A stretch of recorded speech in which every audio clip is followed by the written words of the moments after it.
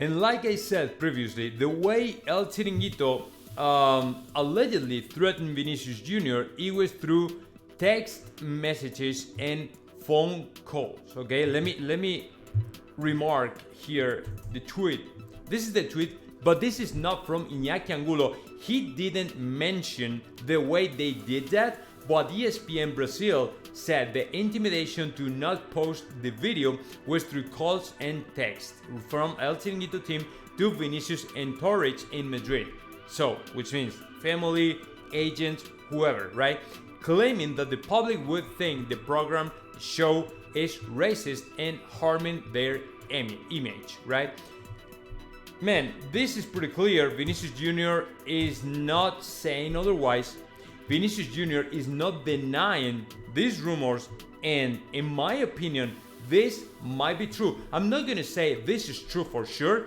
I'm just bringing the information from Iñaki Angulo and ESPN Brazil. That's it, okay? So the repercussion this might have, it is planetary. I mean, everybody, literally everybody all across the world is talking about the same.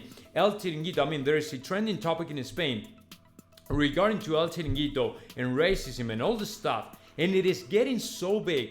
I think Giuseppe Derol is starting to feel kind of scared, worried, concerned, whatever you want to call it. But of course, this is everything but quiet. It's gonna blow out. It actually has blown out, and of course, it's gonna get big as the time goes by. I don't think there's nothing they can do to stop it, to silence Iñaki Angulo, to silence his information. And right now, man, they have to be ready for everything.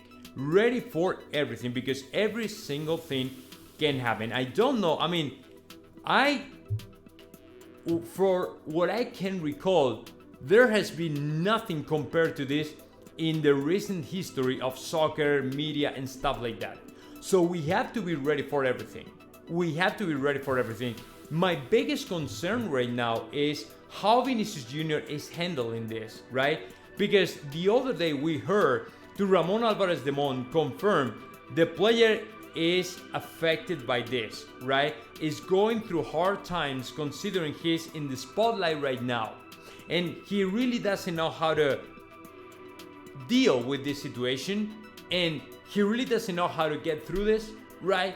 And he's waiting for the things to calm down a little bit.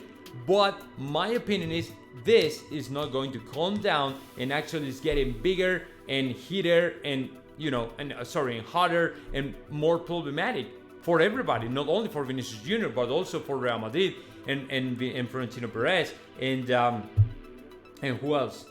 And Florentino Perez and Jose Angel Sanchez. I mean, within Real Madrid board members are so concerned about this, because this is a problem that has blown out, right? And they don't even know how to manage it, how to handle it, right? So I don't know, man. It's gonna be a huge thing if it's not if it's not already a huge thing. So I don't know. Okay, and I still have to talk about more stuff regarding to the journalist that the other day covered the insults and all the racism regarding to Vinicius Jr. in the surroundings of the Civitas Metropolitano Stadium before the game against Atletico de Madrid. The journalist, has literally disappeared from his social media accounts. He has shut down every single thing, and now anybody knows where he is at. Right now, nobody knows anything about him. And of course, this is a huge thing because he's a journalist from COPE. COPE is another media group communication in Spain. It is really big, big enough. But the problem is, Chema Medina, that is the name of the journalist, has literally disappeared from all the social media accounts, which means that something might have happened, right? I don't know, man. I don't know if this is related to the pressure from people, from Atletico de Madrid fans, hating him and dropping comments or harassing him or something like that. But you have to keep in mind, especially for all of y'all who live overseas, Spain is a very small country. Madrid is a very small city, and everybody knows each other, basically, right? So there are a lot of pressure to say anything just because we're so small. For example, in the United States, if you're a journalist and you live in New York City, right, and you're talking about something in Washington, in LA, in Las Vegas, you're so far away, and there are 400 million people out there. So you are kind of protected, right? Because there are a lot of people who really doesn't care about that. So it's not a major thing, right? But right now in Spain, everybody's talking about that, and everybody is in the spotlight, right? And this whole thing is becoming more and more and bigger and bigger and bigger, right?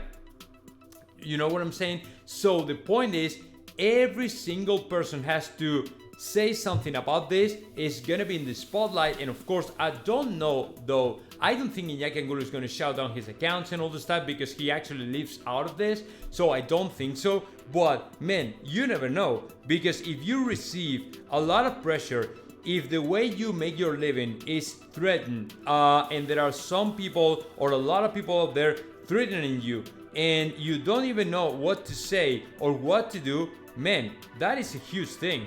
It is a huge thing. So I don't know.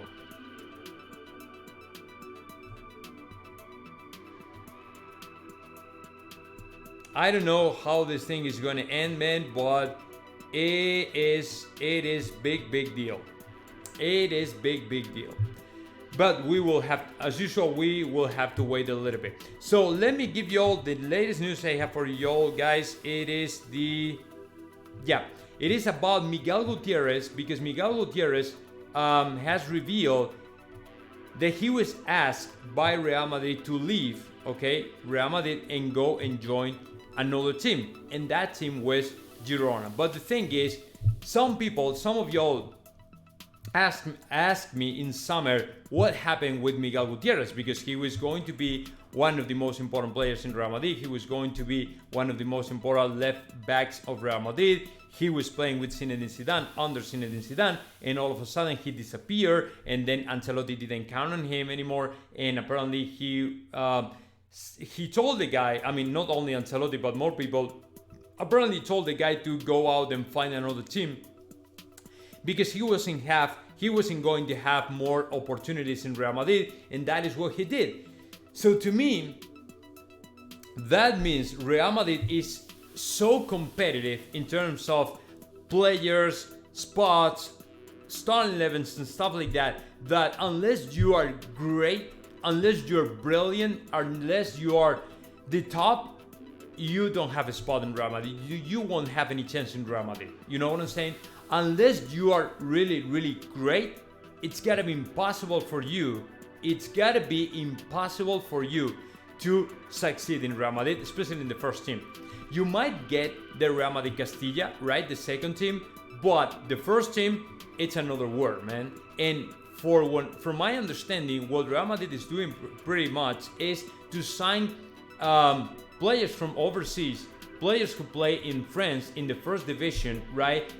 Over players built up and raised in the cantera, in the second team, in the academy of Real Madrid, just because their profile is way ahead, is way higher, they are more perfection, right, than the Real Madrid and Spanish players, just because they have already played in the top division, right, in the first league in France or any other, Premier, Italy, whatever, right? So I don't know what happened with this guy, but it was the same thing with Antonio Blanco, Sergio Rivas, Miguel Gutierrez.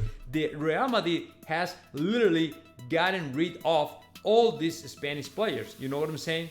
So it's getting rid of all of them just because they are not good enough, they don't have level enough, or they don't have the public image big enough to fill the Real Madrid profile or Real Madrid expectations, or to meet the expectations of Real Madrid, or whatever it is. So what happened to Miguel Gutierrez might have happened to other players in Real Madrid.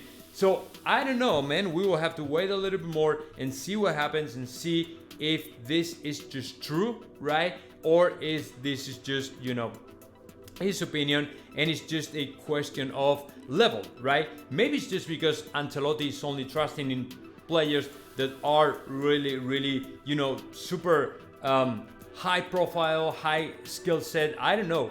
I don't know what his opinion is about, or the opinion, the thoughts, the tactics that he used for picking what some players over the others. But this is true. This is his statement. So that is the policy of Real Madrid. Within Real Madrid, every time you play for Real Madrid, you have to keep in mind you are in the most competitive team in the world. So that can happen. The coach is going to pick some players over others. So that is. And that's it.